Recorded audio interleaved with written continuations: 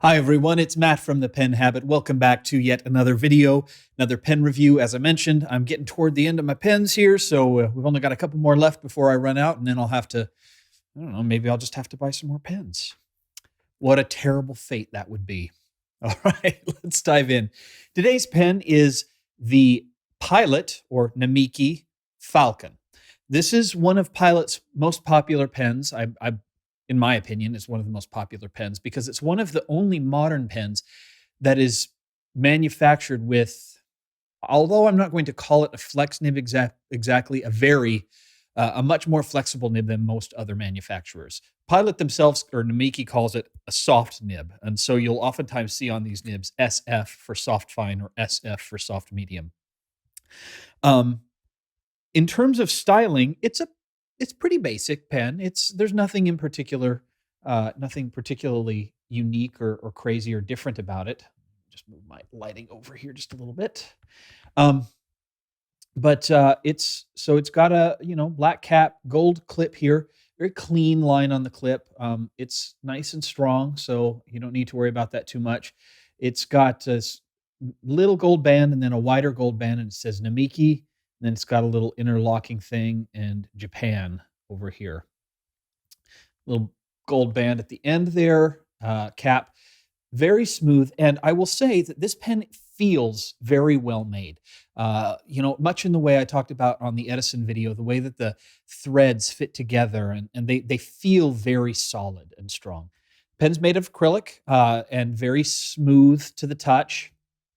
When you take the cap off, you've got a nice section here with another little gold band in it. And then a feed, a little bit of ink on my feed, you can see there. Kind of a flat feed, and then this very unusually shaped nib. And you can see, I'll see if I can do it from profile, and you'll see in the photos, it's got that almost bird's head look about it, which is probably where the name Falcon came from. Generally speaking, pretty comfortable fit in the hand. Don't have too much going on there and it does post. So let's go. Let me put the cap back on and do our measurements here. So we've got, in terms of length, we are looking at 136 when it is capped. And uncapped, we've got 123, it looks like. And when posted, we are looking at 151, it looks like. And then in terms of weight, switch over to grams here. And we've got, without the cap, a very svelte 10 grams. And the cap adds another 8 for a total of 18 grams if you use it while posted. So it's a pretty light pen. It feels pretty nice in the hand. This is another one of those pens that is, in my opinion, greatly hindered by the problems of Pilot's proprietary cartridges and converters. This is a cartridge converter pen. And you can't, this is the acrylic version. There's a metal version of this pen. The acrylic version, if you want to use a converter, you have to use one of those awful Aerometric converters or the Con 50 converter, which has just a minuscule amount of ink. And when you're using a pen that flexes as much as this one does, it runs out of ink pretty quickly. Your other option is to use the cartridges. And those actually work pretty well. I don't like Pilot's ink, though. The ink that they put in their cartridges, I've always had problems with it, particularly with the mixables colors. They tend to feather and bleed a lot. And I like the colors. The colors look nice, but I don't like the performance of the ink. So what I end up having to do is, when I finish using a cartridge, or in a couple of cases, I've just opened the cartridge and emptied out all the ink that was in there and then filled it with the ink of my choice. The cartridges have these little discs in the opening, and you have to puncture the disc and push the disc into the cartridge, and then there's a little metal ball bearing in there to break up the surface tension of the ink. And I'm using one of the Pilot mixable cartridges in this pen today instead of the converter, because the converter's in another pen that I'll do in a different video. But there you go. You cannot use the Con 70 converter in this pen because it's too long. It won't fit inside the barrel of the pen.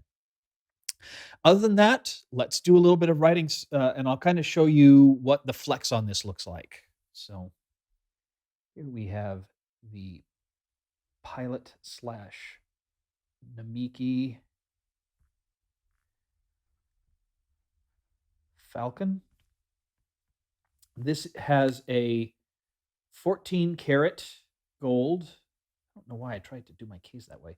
14 karat gold, soft, fine nib is the nib that I'm using in this particular pen. And we are using Pilot mixable cartridge. I actually like this color a lot, but I don't know what color it is. I don't know if it's blue or blue black. I don't know what their names are because I threw away the boxes that the cartridges came in and just put them in a big pile. The color's nice. I've not used this ink before, so I don't know what its performance is like. Probably won't have a review of it because I don't plan on buying any more of these cartridges. I'm just going to empty it out, and use it for all my bottled ink. And then we are on a Rhodia dot pad. Okay. So, little bit of text here.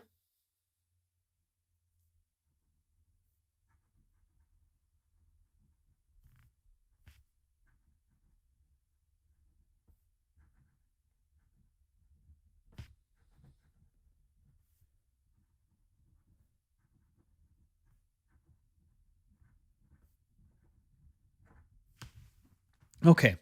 So it writes pretty well. It does tend toward the scratchy side, but I think that has more to do with the shape of the nib than the fact that the tines are out of alignment. It's a very long, slender nib, which they need in order to give the nib the flexibility to flex. No pun intended, I guess. And because of that, I find that for regular writing, this isn't a very comfortable pen to do regular writing with for me. If you're not going to use it specifically for flexi writing, this is a pen that I just don't ever ink up for regular day-to-day journal type stuff. Occasionally, I will even get the sensation that the nib, like if I'm writing and I do an upstroke, that the nib almost gets bent underneath on my upstrokes because it is so flexible. So you have to be very careful when using this pen that on the downstrokes you're putting, if you want the flex, on the downstrokes you're putting pressure, but there's really no pressure at all on the upstrokes. If you're the kind of person who puts pressure on your pen all the time, this is not the pen for you. You don't want to be playing around with this. Um, get yourself a Noodler's Conrad or one of the Noodler's Flex pens to practice learning how to write with a flexi pen um, without putting a lot of pressure on the upstrokes. Otherwise, you're going to just destroy the nib. Um, in terms of flex, let me show you how this works here. So this is and you'll probably just notice there, I have problems on this pen with horizontal lines. A lot of times it won't start for me with a horizontal line, which drives me crazy. Crossing T's and things like that, I can't stand that. So that's another reason why I don't often use this pen for just regular day-to-day writing. Probably could be fixed with some nib adjustment, but whatever. Okay, so here's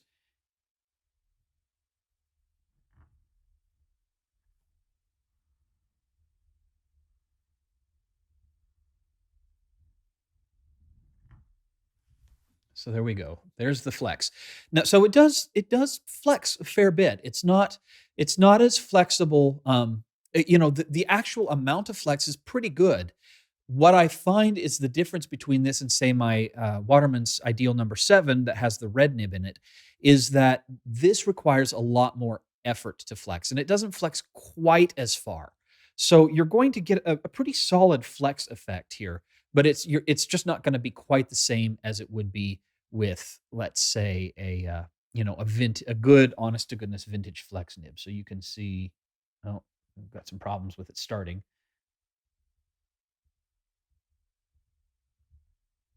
So we've got, and it does lay down a pretty fine line, and then you can get it to flex quite a bit if you want to.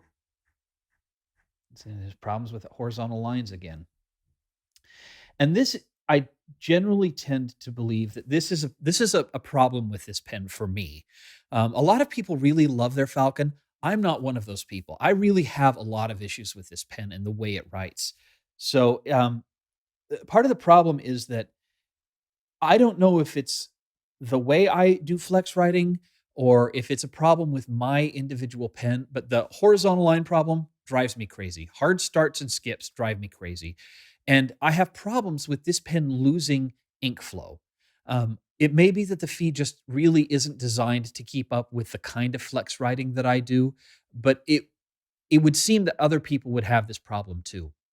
Um, I don't know that I've ever heard anyone just gush about this pen. The only people I've ever seen who really seem to love the pen are the people who send it in to a Nimmeister and have additional flex added and have the feed altered and all that kind of stuff. Which, frankly, if you're going to do that, you might as well just get a vintage flex pen that's already had that work done.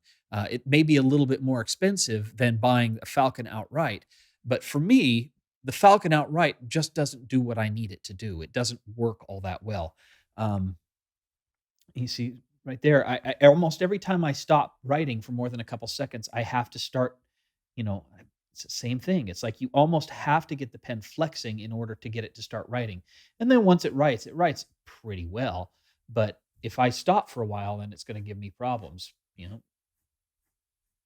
It just it does not like doing horizontal lines for me. And then I have to tap the pen a little bit to get the ink flowing again, and then it'll start going. So I find that if I use a different ink, something that isn't one of the Pilot mixable inks, it will tend to behave a little bit better for me. So if I put an Iroshizuku ink or a diamine ink in there, generally I find that it works a little bit better for me. As long as I'm putting it in the cartridge. If I put it in the converter, then all bets are off because that converter has problems for me. That wide opening just results in air bubbles getting stuck in there, and it's I've said it before. I do not like the Con 50 converter. I use it where I have to, but I'm not a big fan. So this is the Namiki Falcon. It's a nice looking pen. It can behave all right, but for me, this pen has just been really kind of problematic from day one. The ink flow is just a real big issue on this pen. And, you know, I don't like adjusting a nib so it writes to your taste is one thing that, I'm okay either doing that work or paying to have that work done because that is subjective. But one thing that I feel like a pen should do from the moment you pull it out of the box, ink it up and start writing is the ink should flow. Ink flow is something I shouldn't have to deal with after the fact. It should just work. That's an engineering problem, not a personal preference problem. So I think that'll do it for this video. If you have any questions, please post them below. Otherwise, we will see you here next time on The Pen Habit. Thank you very much for watching.